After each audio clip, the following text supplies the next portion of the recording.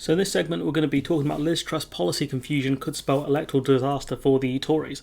So by the time you watch this, it will be decided who will be Tory leader, blah, blah, blah.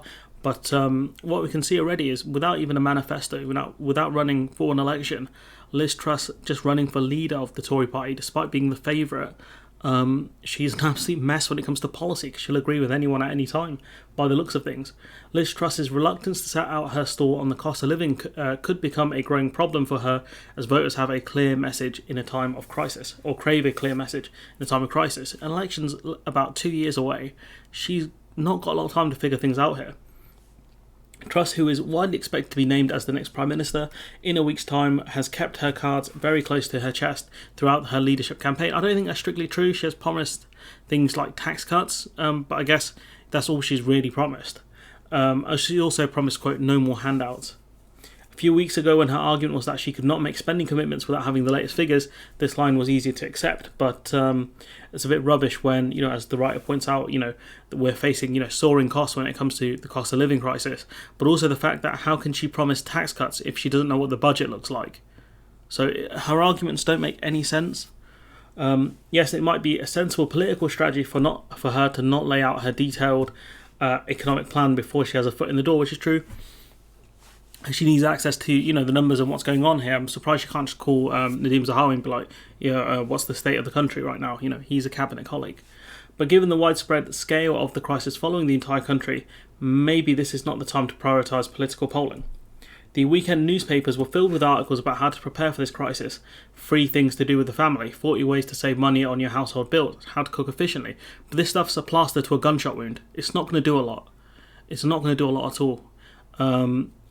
Given the fact that energy prices are going to potentially double for most people, being a bit more efficient here and there and buying a new kettle is not going to help you that much.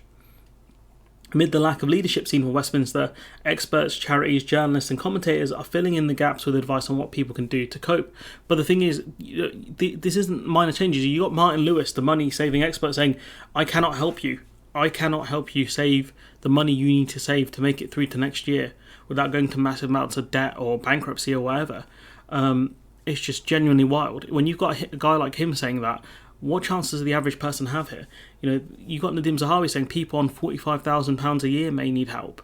That's way above the average salary in the UK. And if they also need help, what are you going to do on the people who make less than 20k a year, less than 15? Many of Truss's supporters have stepped in to fill the policy vacuum left by her campaign. And the problem is when you do that, when you have people kind of freelancing like that, it just leads to broken promises, because you'll have one minister or one MP saying one thing and you may not even support that. But because it's the same problem Labour had, or Labour still have, is when you don't put out policy, when MPs get questioned on it, they'll let things slip that they shouldn't. They won't hold to the script, because if you don't have an answer, you look stupid. As a result, we now have a rather confusing patchwork of pledges and plans and discussion. Liz Truss's government will solely focus on cutting taxes, but wait, it will also offer more financial support to the most vulnerable. So how are you going to do both? How are you going to cut taxes? You can argue you can grow the economy. It's a lie. But if you say, we're going to fund support by growing the economy, you're not going to grow the economy more in the space of a year or two. It's going to take 3 or 4 years for you to significantly grow the economy. Actually, that support will be targeted, but the scope of those eligible will be widened to make sure people don't fall through the gaps, which means you're adding more and more people to this social, safety net that you're creating here. So how are you going to fund that via tax cuts? She's also going to cut VAT, and most importantly of all, she won't commit to anything until she's in number 10. So you've got multiple different things here. If we go back through these, right, you've got her saying she's going to commit to tax cuts, she's going to offer more support to people, she's going to expand that safety net to help more people, she's also going to cut VAT, but she also won't commit to anything until she's in number 10. That feels like a get out of jail card right there. This kind of messaging is confusing for voters, the majority of whom have one eye in a leadership contest. They have no say in, which is true. It's a small amount of people who will decide who the next Prime Minister is, and the other on their household finances, which is in a precarious position.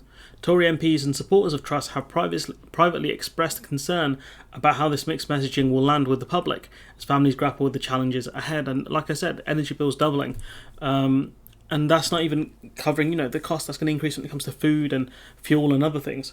Her confused policy strategy comes off the back of an equally confusing support package unveiled by Rishi Sunak, her rival.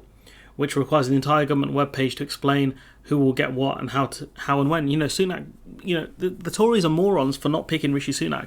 I'll be honest with you. I'm still assuming that Truss is going to win, but if it were me, if I were in the Tory party, I would have picked Sunak. I'll be honest.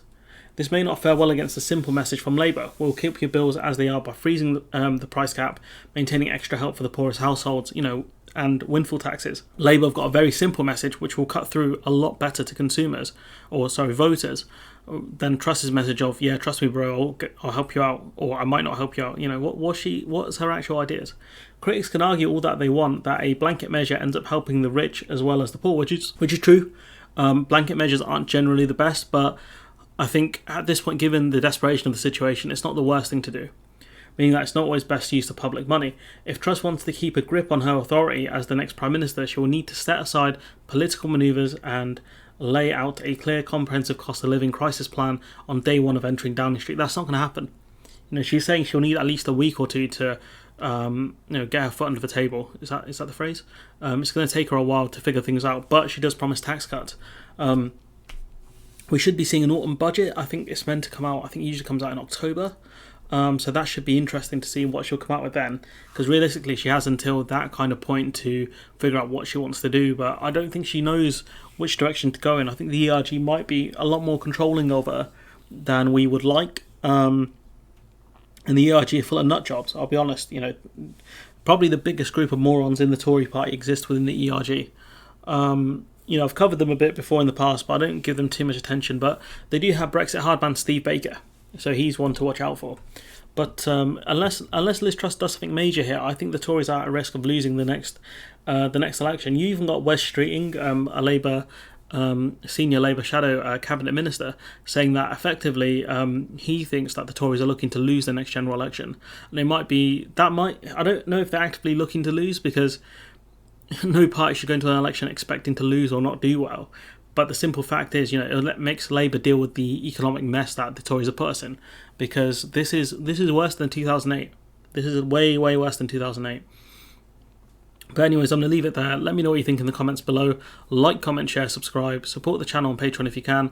And hopefully I'll see you in the next one.